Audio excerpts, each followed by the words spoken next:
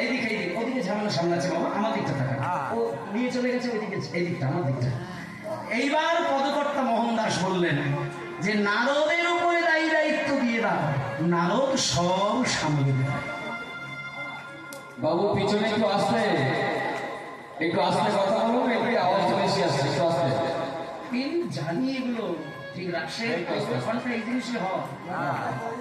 হ্যাঁ আমি জানি তো, আমি তো শুরুতেই বললাম রাসগান হবে মানে দুটো মাথাও থাকবে না, এটাকেই চব্বিশ করবো না, এটা আমি দেখেছি, যার কারণে আমি রাসের আগে গান গাই। আরে ওনাকে এরিয়া থেকে বার করো, কি হচ্ছে?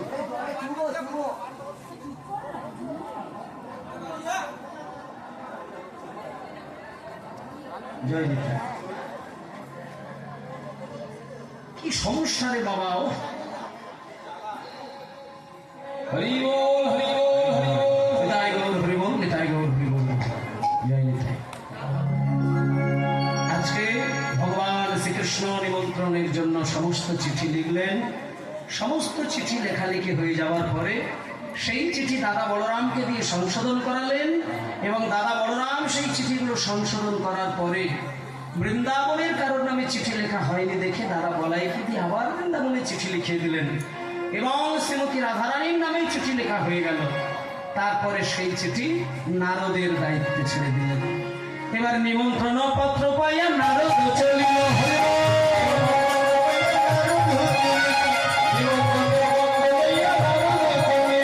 কৈলাস ধামেতে আসি উপনীত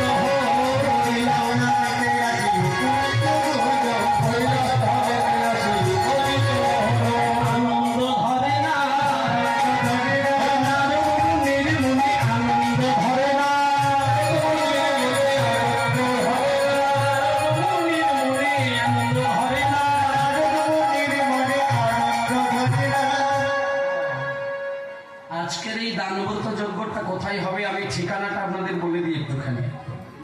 যারা গুজরাটে গেছেন, গুজরাট অনেকেই গুজরাটে থাকে, এখানকার আমাদের এই কলকাতার গ্রামাঞ্চলের অনেক ছেলে বিভিন্ন পারপাসে গুজরাটে গিয়ে চাকরি সূত্রে থাকেন।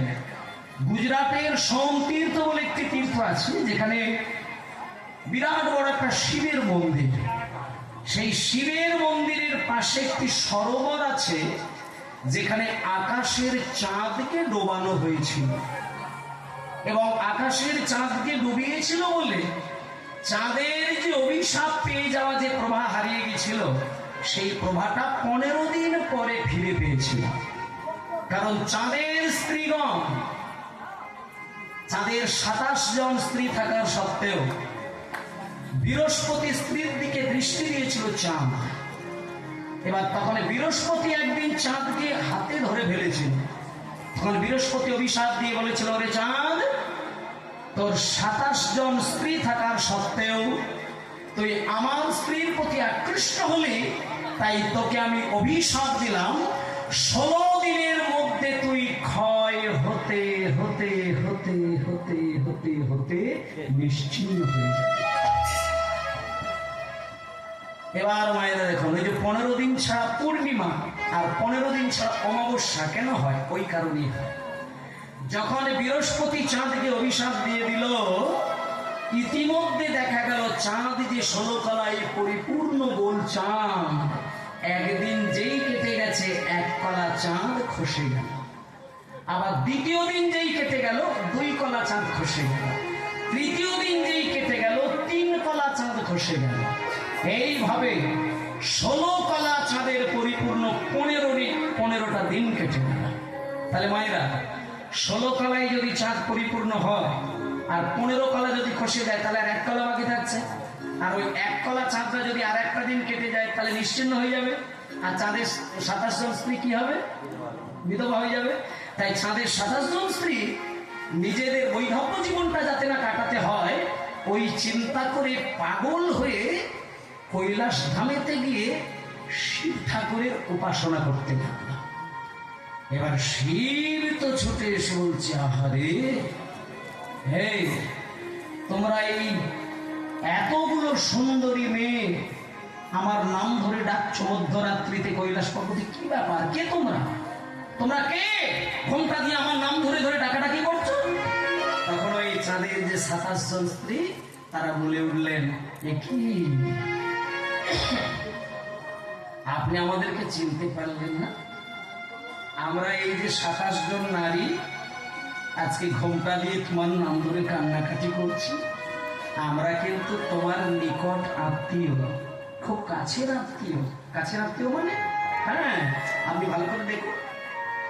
এখন মায়েদেরকে এবার বলি, দক্ষ রাজার মেয়েকে বিয়ে করেছিল শিব, আর দক্ষ রাজার বাকি 27টা মেয়েকে বিয়ে করেছিল চাঁদ।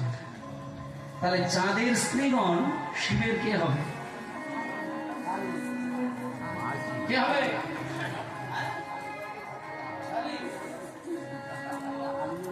তখন ওই চাঁদের স্ত্রীগণ বলছে, আমরা তো আপনার ওই শালিকা, আপনি আমাদের চিনতে পারছেন না।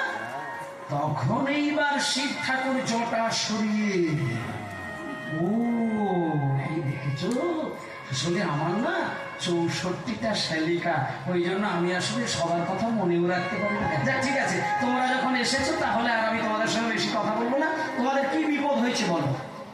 তখন এইবার চাঁদের স্ত্রীগণ বলছে, আর কি বলবো জামাই বাবু, ঘরের দুঃখের কথা বাইরের লোককে বললে এত হাসাহাসি করে, তাই বলি না। কেন, কি হয়েছে? কি হয়েছে আর কি বলবো? আপনার ওই ভাইরা ভাই স্বভাবটা আপনি জানেন তো। আমরা 27 জন স্ত্রী থাকা সত্ত্বেও উনি বৃহস্পতি স্ত্রীর প্রতি আকৃষ্ট হলেন, তাই বৃহস্পতি অভিশাপ দিয়েছে 16 দিনের মধ্যে ক্ষয় হতে হতে নিশ্চিন্ন হয়ে যায়। তাই 15টা দিন কেটে গেছে, একটা দিন বাকি আছে আমাদেরকে বাঁচানো। তখন শিব ঠাকুর কৃপা করে সেই 1 কলা চাঁদকে জটার মধ্যে রেখে দিয়েছিলেন, এবং সেই 1 কলা চাঁদ ওই সোম তীর্থের জলে ডুবিয়ে নিয়েছিলেন বলে 1 কলা থেকে 15 দিন ধরে আবার সেটা পূর্ণ মাত্রা পেয়েছিল। তাই সেই জায়গাতেই নাম হয়ে গেছিল, চাঁদ তার হারানো প্রভা ফিরে পেয়েছিল বলে সেই জায়গাটির নাম হয়ে গেছিল প্রভা যুক্ত আস সমান প্রভাস।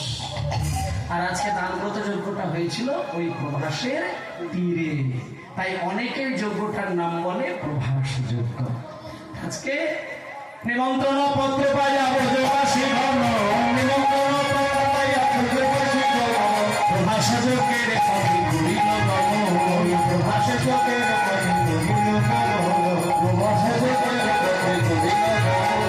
সকল ভরিয়া দিলে প্রভি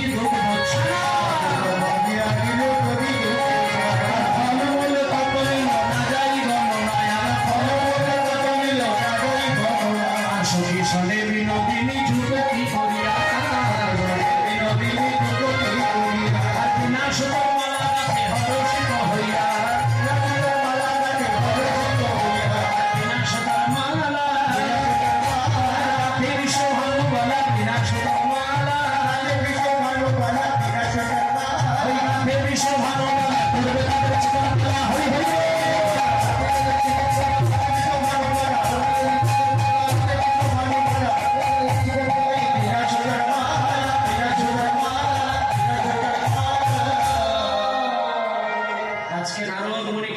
চিঠির বোঝা দিয়েছে, নারদ সকলকে চিঠি দিয়ে শেষে রাধারানীর হাতে এসে বললেন, রাধে আমি তোমাকে বহুদিন আগে কথা দিয়েছিলাম, এসো আজকের লেখা সেই কৃষ্ণের চিঠি।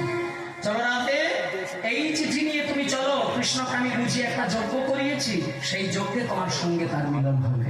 এই বলে চারদিকের 4টে দরজা, প্রত্যেকটি দরজা দিয়ে প্রত্যেক ধরনের ভক্ত চলেছেন। পূর্ব দরজা দিয়ে আমার শ্রীমতী রাধারানী চলেছেন। রাধারানী গিয়ে যখন দরজার সামনে রাধারানী গিয়ে যখন দরজার সামনে দাঁড়ালো, যেহেতু দল এসে গেছে তাই সময়টা খুব সংকীর্ণ, আজকে রাধারানী গিয়ে যখন দাঁড়িয়েছে তখন ভেতর থেকে কৃষ্ণ রাজবেশে দাঁড়ালো। কিন্তু মায়েরা আমি একটুখানি বলবো, আমার পরে এখানে রাসলীলা হবে, মানে সেটা ব্রজলীলা। আর যেহেতু ব্রজলীলা, তাই আজকে দ্বারকার মিলনটা আমি ব্রজের মিলনে রাখবো। আজকে রাজবেশে মিলন করা যায়, রাখাল বেশেও মিলন করা যায়। যদি রাজার বেশে মিলন হয় তাহলে কিন্তু তারপরে আর বৃন্দাবন লীলা হয় না। আর যদি বৃন্দাবন লীলা করতে হয় তাহলে কিন্তু কীর্তনিয়াকে পরিবেশটা রাখতে হবে এখানে, যেটা রাখাল বেশে কৃষ্ণ যেন বৃন্দাবনের কুঞ্জে মিলন হয়। আজকে সেই রাজার বেশ কৃষ্ণ ত্যাগ করে রাখালিয়া বেশ ধারণ করে বৃন্দাবনে ভাবে ভাবিত হয়ে রাধারানী আমার সেই ব্রজের রাখাল কৃষ্ণের বাম দিকে বসলেন এবং সকল সখীগণ করে যোগ মায়া শরী হরি রচিত গান হরি হরি বল।